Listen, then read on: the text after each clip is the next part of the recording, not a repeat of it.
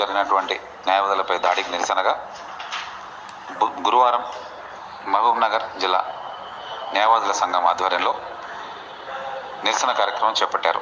ప్రధాన కార్యదర్శి రామ్నాథ్ గౌడ్ నేతృత్వంలో న్యాయవాదులంతా కలిసి జిల్లా కోర్టు ప్రాంగణం నుంచి తెలంగాణ చౌరస్తా వరకు ర్యాలీగా వెళ్లారు. అక్కడ మానవహారం నిర్వహించారు. అనంతరం పెద్ద ఎత్తున నినాదాలతో అక్కడికి చేరుకుని వారు మాట్లాడారు. న్యాయవాదులపై నిత్యం జరుగుతున్నటువంటి దాడులను అందరూ ఖండించాల్సిన అవసరం ఎంతైనా ఉందని అన్నారు. వామన్రావు దంపతుల హత్యతో మొదలు పెడితే ఇప్పటిదాకా అమృతరావు సునీతలపై కూడా జనగాం జిల్లాలో పోలీసులు చేసినటువంటి దాడి అత్యంత హేయమైన చర్య అని వారు అన్నారు. ఈ సందర్భంగా బార్ అసోసియేషన్ న్యాయవాదుల సంఘం ప్రధాన కార్యదర్శి రామ్నాథ్ గౌడ్ మాట్లాడుతూ న్యాయవాదుల పట్ల అనుచితంగా ప్రవర్తించినటువంటి పోలీసులపై వెంటనే క్రిమినల్ కేసులు నమోదు చేసి వారిని అరెస్ట్ చేసి రిమాండ్ తరలించాలని డిమాండ్ చేశారు. ఇప్పటికీ రాష్ట్రంలో న్యాయవాదులపై జరుగుతున్నటువంటి దాడులను ప్రతి ఒక్కరూ ఖండించాల్సిన అవసరం ఎంతైనా ఉందని అన్నారు. విధి నిర్వహణలో భాగంగా న్యాయవాదులు పోలీస్ స్టేషన్కు వెళ్ళి పోలీసులతో మాట్లాడే ప్రయత్నం చేస్తున్నప్పటికీ వారు సరైన సమాధానం చెప్పకుండా దాటవేస్తున్నారని, న్యాయవాదుల పట్ల మర్యాదపూర్వకంగా ప్రవర్తించకపోవడంతో పాటు వారిని అసభ్య పదజాలంతో దూషించడం, వారిపై దాడి చేయడం జరిగిందని ఆయన అన్నారు.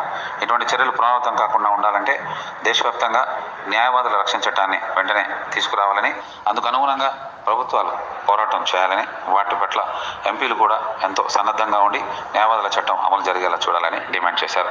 ఈ సందర్భంగా మాజీ న్యాయవాదుల సంఘం అధ్యక్షుడు సీనియర్ న్యాయవాది చంద్రమౌళి మాట్లాడుతూ న్యాయవాదులు వారి యొక్క విధి నిర్వహణలో భాగంగా పోలీస్ స్టేషన్కు వెళ్తే అక్కడ పోలీసుల యొక్క ప్రవర్తన తీరు అగమ్యగోచరంగా తయారై న్యాయవాదులపైనే దాడి చేయడం జరిగిందని చెప్పారు. న్యాయవాదులు, పోలీసులు ప్రతి ఒక్కరూ ప్రజల యొక్క క్షేమం కోసం వారి యొక్క విధి నిర్వహణలో పనులు చేస్తున్నప్పటికీ మరి అటువంటి విషయాల్ని వారు పక్కన పెట్టి పోలీసులు న్యాయవాదులపై దాడి చేయడం అత్యంత దయనీయమైన సంఘటనగా గుర్తించాలన్నారు. వెంటనే వారిపై కేసు నమోదు చేసి అరెస్ట్ చేయాలని డిమాండ్ చేశారు. ఇటువంటి సంఘటనలు పునరావృతం కాకుండా ప్రభుత్వాలు కఠినమైన చర్యలు తీసుకోవాలని చెప్పి ఆయన డిమాండ్ చేశారు. అదేవిధంగా మాజీ అధ్యక్షుడు అనంతరెడ్డి, సీనియర్ జూనియర్ న్యాయవాది ఎంపీ వెంకటేష్ కూడా ఈ కార్యక్రమంలో పాల్గొని మాట్లాడారు. న్యాయవాదులతో పాటు సీనియర్ జూనియర్ న్యాయవాదులు, కార్యవర్గ సభ్యులు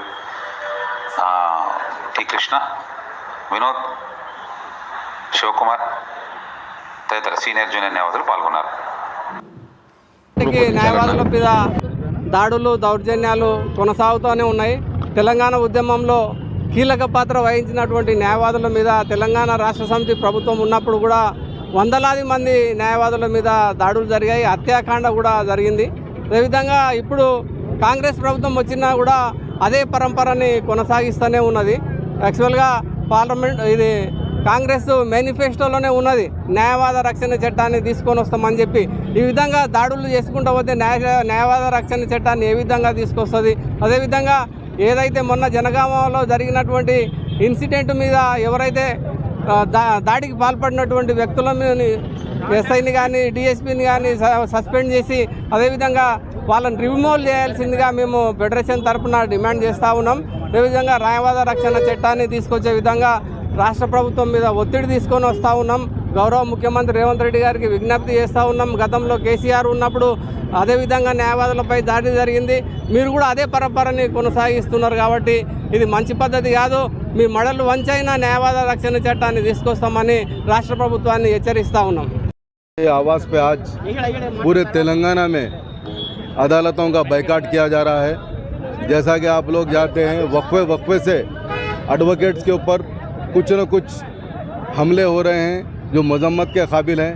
अब जनगांव में जो वाक़या हुआ है आपको मालूम है, वहाँ के पुलिस वाले 2 एडवोकेट्स जिसमें महिला एडवोकेट भी है।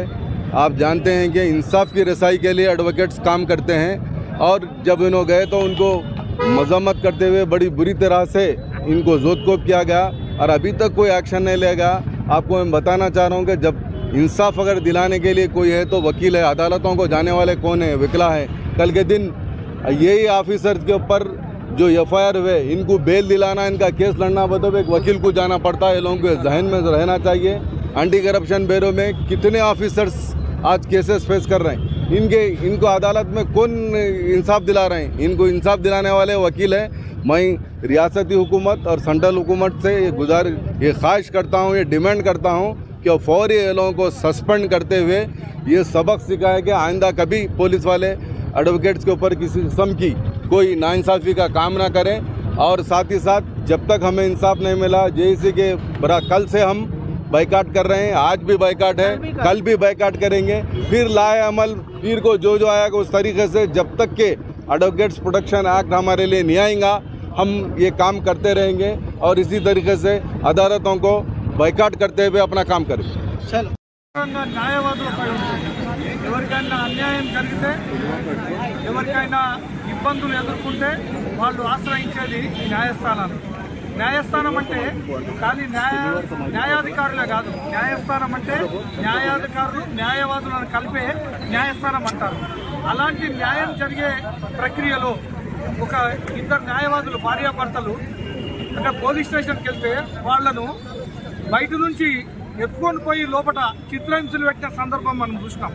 అంటే న్యాయవాదులు న్యాయాన్ని పరిరక్షించే క్రమంలో పోలీసులే అన్యాయాన్ని క్రమబద్ధరించే ప్రక్రియలో వాళ్ళు న్యాయవాదినే శిక్షిస్తున్నారంటే మన రాజ్యాంగము ఎక్కడ పోతుంది అనేది ఒకసారి పోలీసు వ్యవస్థ ఆలోచన చేసుకోవాలి.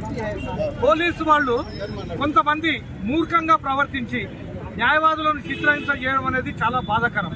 ఇంతవరకు కూడా సంఘటన జరిగి 2 రోజులైంది జనగామలో. ఇంతవరకు కూడా పోలీసు వ్యవస్థ స్పందించి అక్కడ ఎవరైతే బాధ్యులైనరో, ఎవరైతే న్యాయవాదుల పైన దౌర్జన్యం చేసి పోలీస్ స్టేషన్లకు ఎత్తుకుపోయి చిత్రహింసలు చేసినారో వాళ్ళని ఇంతవరకు కూడా వాళ్ళపై చర్య తీసుకొని సస్పెండ్ చేయలేదు. అంటే ఒకసారి ప్రభుత్వం కూడా ఆలోచన చేయాలి. న్యాయవాదులు న్యాయం కొరకే పోరాడతారు, అన్యాయం కొరకు వాళ్ళు బయటికి రారు. న్యాయం ఉంది అని చెప్పేసి పోలీస్ స్టేషన్లో అన్యాయం జరుగుతూ ఉందని చెప్పడానికి పోతే అక్కడ న్యాయవాదుల పైన దౌర్జన్యం చేస్తూ ఉంటే ప్రభుత్వం కూడా ఊరుకోవద్దని చెప్పేసి కూడా ఈ సందర్భంగా తెలియజేస్తా ఉన్నాను.